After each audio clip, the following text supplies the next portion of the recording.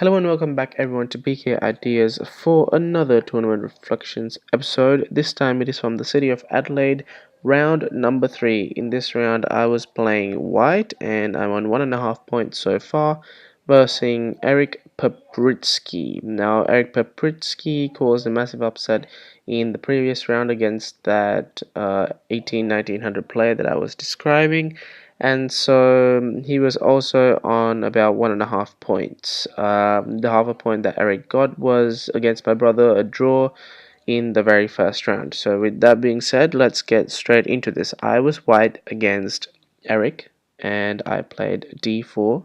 He replied by playing knight to f6, followed by knight to f3, e6, c3, d5, e3, bishop to e7, bishop to d3, c6, knight b to d2, knight f to d7, castles, queen c7, e4. Now in this position, this is a typical Collie system with a missing rook on e1. Normally black has castled and white has got a rook on e1, but since black didn't necessarily have the correct ideas in the position, played his bishop to e7 instead of bishop to d6, this prompted me to take a stand on the center quite quickly and start pushing my pawn from e4 to e5.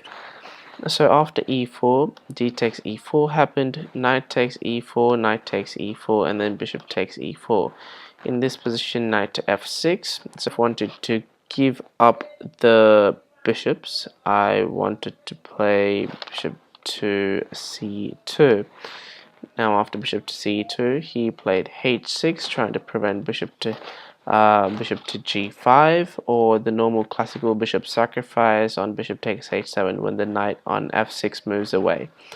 So after he played h6, I played knight to e5. Now let's start the engine going. In this position, it's predicted that it's a clear advantage for white. Now the reason is that I've got so much space in this position.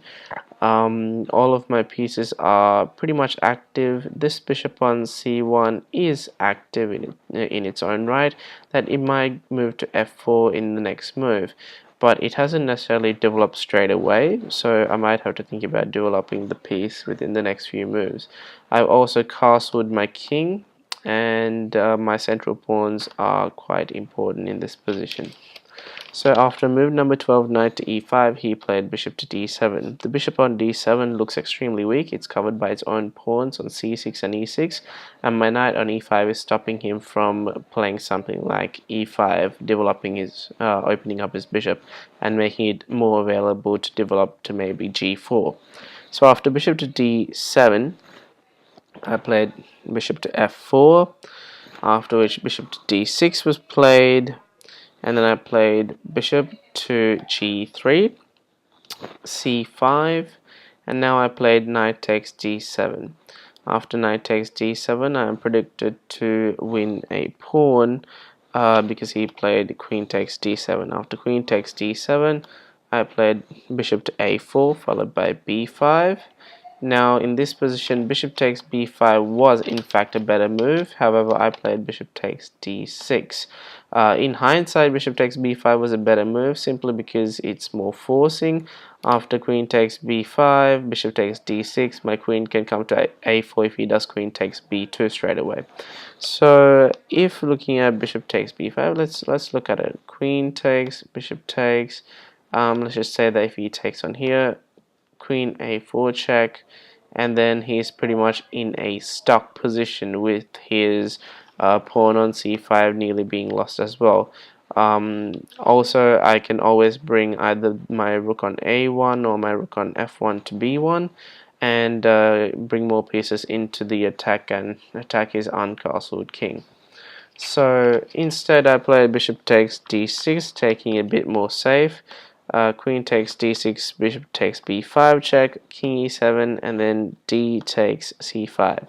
After which queen takes c5 was played, and then I played bishop to a4. Now instead of bishop to a4, bishop to e2 was in fact possible, and the main reason why I didn't play was that he simply got a lot of activity after he moves his rook to d8. So after bishop to a4, he can still play rook to d8, but he played rook to b8 first. Now after rook a to b8, I played bishop to b3, stopping his attack on my pawn on b2. But this, in hindsight, created an opening attack for him to play a5, a4, and for the rook to come and take my pawn on b2. So after move number 21, bishop to b3, rook h to d8 was played. After rook h to d8, I played queen to e2, where he played king f8. I played rook a to d1, rook d to c8, and I played h3. He played a4, and here I made a grave mistake and I played c4, which completely loses 2 pawns straight away. In this position, I simply miscalculated the fact that he could play something like rook to b4, after which I played queen to c2. Queen to c2 temporarily holds him playing a4, after which bishop takes a4, rook takes c4, and then queen b3 is possible, and everything is hanging on just by a slight thread. So after he played a4, I did what I told you I would do: bishop takes, rook takes, and queen to b3. Now he played rook c to a8, attacking my bishop. I played bishop to d7, he played rook to b4, and I played queen to f3. He took my pawn on a2, and then I played b3. Now in this position, I have gone from a completely winning position, as the engine suggests, to a completely slight disadvantage. So I've gone from a winning position to a losing position in quite a few moves, meaning that my whole movement of pawns from after c4 was the wrong choice. Here I'm +1, here I'm -0.1. So c4, we can say, is in fact a complete blunder. Now, things like this happen obviously in chess, but the ability to bounce back is what's most important in these games. So after b3, he was still having trouble simply because I had a bishop and he had a knight. His king's looking safe. I mean, it's true that I've got a rook on d1, but I can't really get my rook to d8 that quickly. So after 31 b3, I played rook to a7. He played rook to a7, sorry. I played bishop to a4, creating sort of a gridlock between my pawn on b3 and my bishop on a4.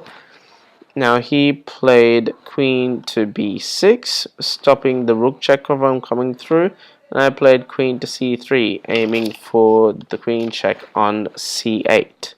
So he played rook to c7, stopping the queen c8 check, and afterwards I played rook to d8 check, king over to e7 was played, queen to d3, guarding my rook. After queen to d3, he played knight to d5, which I predicted, and then came the rook behind check. So rook to e8 check, and he played king to f6. Now after queen to f6, I played queen h7, and then he played knight to e7. After knight to e7, I played rook f8, trying to gun for that f7 pawn over here. Afterwards, he played rook to f5. Now he played rook to f4. Now his whole plan was to try and open up over here and then use the advantage of the pin on my king to try and give a check over here. But I saw all of this coming, and so I just had to play after rook to f4. I played queen to d3, bringing my queen back just to be on the safe side. Now here in this position, he unfortunately made the blunder of playing rook takes f2. Double question mark, simply because he thought after rook takes f2 he would be able to play rook to c1, which unfortunately in this position is not possible because it is a check. So because of this mistake, he completely lost the game. Move number 40, and the game ended in move number 46. So after rook takes f2 check, he played knight f5. I played g4, further winning the knight. Rook c1, king g2, queen b7 check, and I played queen to f3, followed by queen to c7, g takes f5, and he played rook to c3. Now here I played a tactical move, f takes e6. Now f takes e6 is an extremely good move, simply because of the fact that whatever he does, all the queens are going to get swapped off, the rooks are going to get swapped off as well, meaning that I'll be left with an extra rook to play at the end of the game. So after f takes e6, rook takes f3 was played, after which rook takes f7 check simply wins the game. Now after rook takes f7, the possible moves, as the engine suggests, is queen takes f7, and then I play rook takes f3, king takes pawn, rook takes queen, and now I start pushing this pawn forward. All the while his king has to travel all the way to the b8 square, while my king easily picks up his 2 pawns and then advances my h3 pawn to a queen. So with that being said, that pretty much ends the game between me and Eryk Pap. But so other than that, the game was an okay game, I think, in terms of the play that I had played. True that I made one mistake during the game, which had the ability to cost me the game full stop, but I managed to pull back, hold the game strong, and finish the game. So with that being said, hope you guys enjoyed this video. I now have 2.5 points going into the fourth round.